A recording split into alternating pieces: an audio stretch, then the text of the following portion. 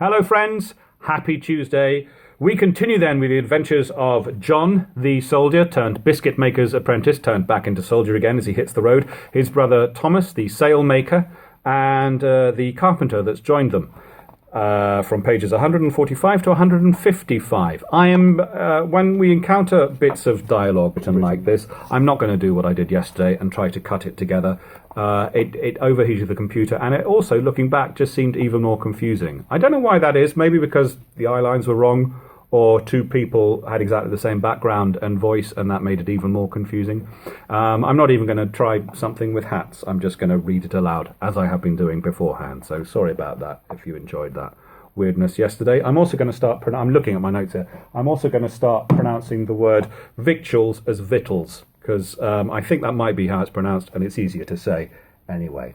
So, as we left off yesterday, John, Thomas, and the carpenter had set up camp for the very first night, posing as people from Essex, although they're actually travellers from London, and the joiner couldn't get to sleep, so he stood guard, and now a large group of people are approaching the tent at night. As they expected, so the people whom they had heard came on directly to the barn, when one of our travellers challenged like soldiers upon the guard with, "Who comes there?" The people did not answer immediately, but one of them, speaking to another that was behind him, "Alas, alas! We're all disappointed," says he. "Here are some people before us. The barn is taken up." They all stopped upon that, as under some surprise, and it seems there were about 13 of them in all, and some women among them. They consulted together what they should do, and by their discourse our travellers soon found they were poor distressed people too, like themselves, seeking shelter and safety. And besides, our travellers had no need to be afraid of their coming up to disturb them, for as soon as they heard the words, "Who comes there?" these could hear the women say, as if frighted, "Do not go near them. How do you know but they may have the plague?" And when one of the men said, "Let us but speak to them," the women said, "No, don't, by any means. We have escaped thus far by the goodness of God. Do not let us run into danger now, we beseech you." Our travellers found by this that they were a good, sober sort of people, and flying for their lives as they were. And as they were encouraged by it, so John said to the joiner, his comrade, "Let us encourage them too, as much as we can."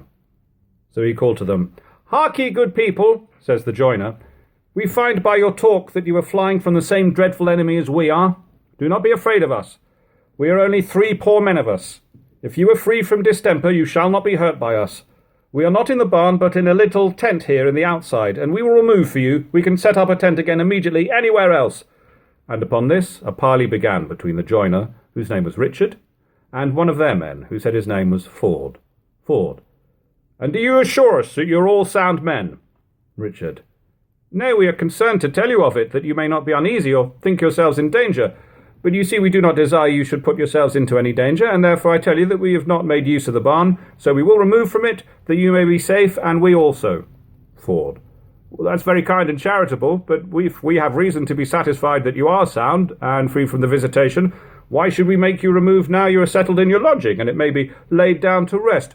We will go into the barn, if you please, to rest ourselves a while, and we need not disturb you." Richard. "Well, but you are more than we. I hope you will assure us that you are all sound too, for the danger is as great from you to us as from us to you." Ford. "Blessed be God that some do escape, though it is but few. What may be our portion still we know not, but hitherto we are preserved." Richard. "What part of the town do you come from? Was the plague come to the places where you lived?" Ford. Aye, in a most frightful and terrible manner, or else we had not fled away as we do, but we believe there will be very few left behind us, alive." Richard. "What part do you come from?" Ford. "We are most of us Cripplegate parish, only 2 or 3 of Clerkenwell parish, but on the hither side." Richard. "How then was it that you came away no sooner?" Ford. "We have been away some time, but kept together as well as we could at the hither end of Islington, where we got leave to lie in an old uninhabited house, and had some bedding and conveniences of our own that we brought with us. But the plague has come up into Islington too, and a house next door to our poor dwelling was infected and shut up, and we come away in fright." Richard. "And what way are you going?" Ford. "As our lot shall cast us, we know not whither, but God will guide those that look up to him." They parleyed no further at that time, but came all up to the barn, and with some difficulty got into it. There was nothing but hay in the barn, but as it was almost full of that, and they accommodated themselves as well as they could, and went to rest. But our travellers observed that before they went to sleep, an ancient man, who it seems was father of one of the women, went to prayer with all the company, recommending themselves to the blessing and direction of Providence before they went to sleep. It was soon day at that time of year, and as Richard the joiner had kept guard the first part of the night, so John the soldier relieved him, and he had the post in the morning, and they began to be acquainted with one another. It seems when they left Islington they intended to have gone north away to Highgate, but were stopped at Holloway, and there they would not let them pass. So they crossed over the fields and hills to the eastward, and came out at the Boarded River, and so avoiding the towns, they left Hornsey on the left hand and Newington on the right hand, and came into the great road about Stamford Hill on that side, as the three travellers had done on the other side. And now they had thoughts of going over the river in the marshes, and make forwards to Epping Forest, where they hoped they should get leave to rest. It seems they were not poor, at least not so poor as to be in want. At least they had enough to subsist them moderately for 2 or 3 months, when, as they said, they were in hopes that cold weather would check the infection, or at least the violence of it would have spent itself and would abate, if it were only for want of people left alive to be infected. This was much the fate of our 3 travellers, only that they seemed to be the better furnished for travelling, and had it in their view to go farther off. For as to the first, they did not propose to go any further than 1 day's journey, that so they might have intelligence every 2 or 3 days how things were at London. But here our travellers found themselves under an unexpected inconvenience, namely that of their horse, for by means of the horse to carry their baggage they were obliged to keep in the road, whereas the people of this other band went over the fields or roads, path or no path, way or no way, as they pleased.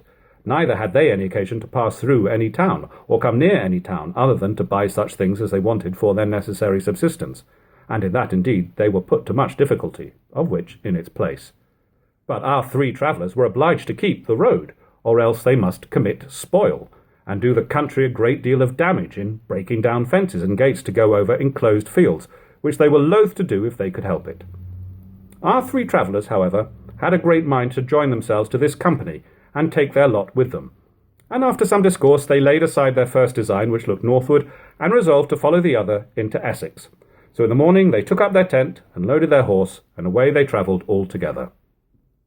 They had some difficulty in passing the ferry at the riverside, the ferryman being afraid of them, but after some parley at a distance the ferryman was content to bring his boat to a place distant from the usual ferry, and leave it there for them to take it. So putting themselves over, he directed them to leave the boat, and he, having another boat, said he would fetch it again, which it seems, however, he did not do for above 8 days. Here, giving the ferryman money beforehand, they had a supply of victuals and drink, which he brought and left in the boat for them, but not without, as I said, having received the money beforehand. But now our travellers were at a great loss and difficulty how to get the horse over, the boat being small and not fit for it, and at last could not do it without unloading the baggage and making him swim over. From the river they travelled towards the forest, but when they came to Walthamstow the people of that town denied to admit them, as was the case everywhere. The constables and their watchmen kept them off at a distance and parleyed with them. They gave the same account of themselves as before, but these gave no credit to what they said, giving it for a reason that 2 or 3 companies had already come that way and made the like pretences, but that they had given several people the distemper in the towns where they had passed, and had been afterwards so hardly used by the country, though with justice too, as they had deserved, that about Brentwood or that way several of them perished in the fields, whether of the plague or of mere want and distress they could not tell. This was a good reason indeed why the people of Walthamstow should be very cautious, and why they should resolve not to entertain anybody that they were not well satisfied of. But as Richard the joiner and one of the other men who parleyed with them told them, it was no reason why they should block up the roads and refuse to let people pass through the town, and who asked nothing of them but to go through the street, that if their people were afraid of them, they might go into their houses and shut their doors. They would neither show them civility nor incivility, but go on about their business. The constables and attendants, not to be persuaded by reason, continued obstinate, and would hearken to nothing. So the 2 men that talked with them went back to their fellows to consult what was to be done. It was very discouraging in the whole, and they knew not what to do for a good while. But at last John, the soldier and biscuit-maker, considering a while, "Come," says he, "leave the rest of the parley to me." He'd not yet appeared, so he sets the joiner, Richard, to work to cut some poles out of the trees, and shape them as like guns as he could, and in a little time he had 5 or 6 fair muskets, which at a distance would not be known, and about the part where the lock of a gun is, he caused them to wrap cloth and rags such as they had, as soldiers do in wet weather, to preserve the locks of their pieces from rust. The rest was discoloured with clay or mud, such as they could get, And all this while the rest of them sat under the trees by his direction in 2 or 3 bodies, where they made fires at a good distance from one another. While this was doing, he advanced himself and 2 or 3 with him, and set up their tent in the lane within sight of the barrier which the townsmen had made, and set a sentinel just by it with the real gun, the only one they had, and who walked to and fro with the gun on his shoulder, so as that the people of the town might see them. Also, he tied the horse to a gate in the hedge just by, and got some dry sticks together, and kindled a fire on the other side of the tent, so that the people of the town could see the fire and the smoke, but could not see what they were doing at it. After the country people had looked upon them very earnestly a great while, and by all that they could see could not but suppose that they were a great many in company, they began to be uneasy, not for their going away, but for staying where they were, and above all perceiving they had horses and arms, for they had seen 1 horse and 1 gun at the tent, and they had seen others of them walk about the field on the inside of the hedge by the side of the lane with their muskets, as they took them to be shouldered. I say, upon such a sight as this, you may be assured they were alarmed and terribly frighted, and it seems they went to a justice of the peace to know what they should do. What the justice advised them to, I know not, but towards the evening they called from the barrier, as above, to the sentinel at the tent. "What do you want?" says John. It seems John was in the tent, but hearing them call, he steps out, and taking the gun upon his shoulder, talked to them as if he had been the sentinel placed there upon the guard by some officer that was his superior. "Why, what do you intend to do?" says the constable. "To do?" says John. "What would you have us do?" "Why won't you be gone? What do you stay there for?" "Why do you stop us on the King's highway and pretend to refuse us leave to go on our way?" "We're not bound to tell you our reason, though we did let you know it was because of the plague." "We told you we were all sound and free from the plague, which we were not bound to have satisfied you of, and yet you pretend to stop us on the highway." "We have a right to stop it up, and our own safety obliges us to it. Besides, this is not the King's highway. 'Tis a way upon sufferance. You see, here is a gate, and if we do let people pass here, we make them pay toll." "We have a right to seek our own safety as well as you," says John, "and you may see we are flying for our lives. It is very unchristian and unjust to stop us." "Well, you may come back from whence you came. We do not hinder you from that." "No, it is a stronger enemy than you that keeps us from doing that, or else we should not have come hither." Constable. "Well, you may go any other way then." John. No. I suppose you see we are able to send you going, and all the people of your parish, and come through your town when we will. But since you have stopped us here, we are content.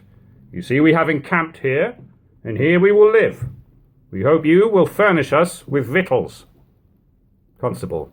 "We furnish you? What mean you by that?" John. "Why, you would not have us starve, would you? If you stop us here, you must keep us." Constable. "You will be ill kept at our maintenance." John. "If you stint us, we shall make ourselves the better allowance." Constable. "Why, you will not pretend to quarter upon us by force, will you?" John. "We have offered no violence to you, yet. Why do you seem to oblige us to it? I am an old soldier, and cannot starve, and if you think that we shall be obliged to go back for want of provisions, you are mistaken." Constable. "Well, since you threaten us, we shall take care to be strong enough for you. I have orders to raise the county upon you." John. "It is you that threaten, not we, and since you are for mischief, you cannot blame us if we do not give you time for it. We shall begin our march in a few minutes." This frightened the constable and the people that were with him, that they immediately changed their note. Constable. "What is it you demand of us?" John. "At first we desired nothing of you but leave to go through the town. We should have offered no injury to any of you, neither would you have had any injury or loss by us. We're not thieves, but poor people in distress, and flying from the dreadful plague in London, which devours thousands every week. We wonder how you could be so unmerciful." Constable. "Self-preservation obliges us." John. "What? To shut up your compassion in a case of such distress as this?" Constable. "Well, if you will pass over the fields on your left hand, and behind that part of the town, I will endeavour to have the gates open for you." John. "Our horsemen," they had but 1 horse among them, "cannot pass with our baggage that way. It does not lead into the road that we want to go. And why should you force us out of the road? Besides, you've kept us here all day without provisions but such as we brought with us. I think you ought to send us some provisions for our relief." Constable. "If you will go another way, we will send you some provisions." John. "That is the way to have all the towns in the county stop up the ways against us." Constable. "If they all furnish you with food, what will you be the worse? I see you have tents, you want no lodging." "Well, What quantity of provisions will you send us?" "How many are you?" "Nay, we do not ask enough for all our company. We are in 3 companies.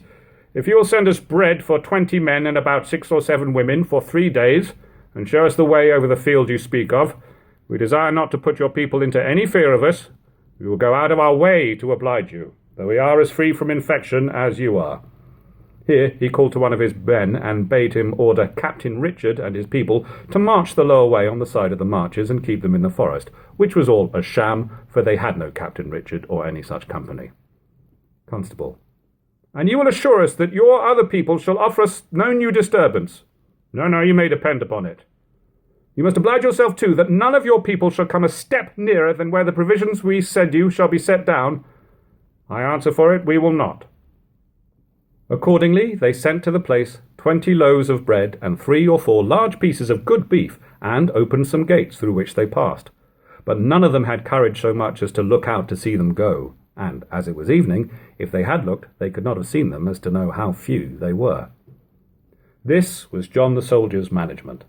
But this gave such an alarm to the county that had they really been 200 or 300, the whole county would have been raised upon them, and they would have been sent to prison or perhaps knocked on the head.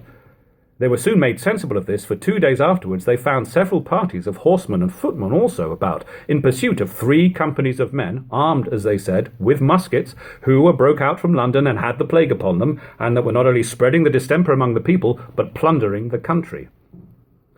As they saw now the consequence of their case, they soon saw the danger they were in. So they resolved, by the advice also of the old soldier, to divide themselves again. John and his 2 comrades with the horse went away, as if towards Waltham, the other in 2 companies, but all a little asunder, and went towards Epping. The first night they encamped all in the forest, and not far off of one another, but not setting up the tent, lest that should discover them. On the other hand, Richard went to work with his axe and his hatchet, and cutting down branches of trees, he built 3 tents or hovels, in which they all encamped with as much convenience as they could expect. The provisions they had at Walthamstow served them very plentifully this night, and as for the next, they left it to Providence. They had fared so well with the old soldier's conduct that they now willingly made him their leader, and the first of his conduct appeared to be very good. He told them that they were now at a proper distance enough from London, that as they need not be immediately beholden to the country for relief, so they ought to be as careful the country did not infect them as that they did not infect the country.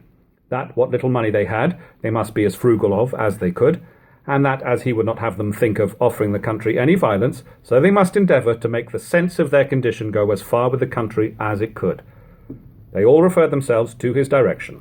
So they left their 3 houses standing, and the next day went away towards Epping. The captain also, for so they now called him, and his 2 fellow travellers laid aside their design of going to Waltham, and all went together. When they came near Epping, they halted, choosing out a proper place in the open forest, not very near the highway, but not far out of it on the north side, under a little cluster of low pollard trees. Here they pitched their little camp, which consisted of 3 large tents or huts made of poles, which their carpenter, and such as were his assistants, cut down and fixed in the ground in a circle, binding all the small ends together at the top, and thickening the sides with boughs of trees and bushes, so that they were completely close and warm. They had, besides this, a little tent where the women lay by themselves, and a hut to put the horse in. It happened that the next day, or next but one, was market day at Epping, when Captain John and one of the other men went to market and bought some provisions, that is to say, bread and some mutton and beef, and 2 of the women went separately, as if they had not belonged to the rest, and bought more.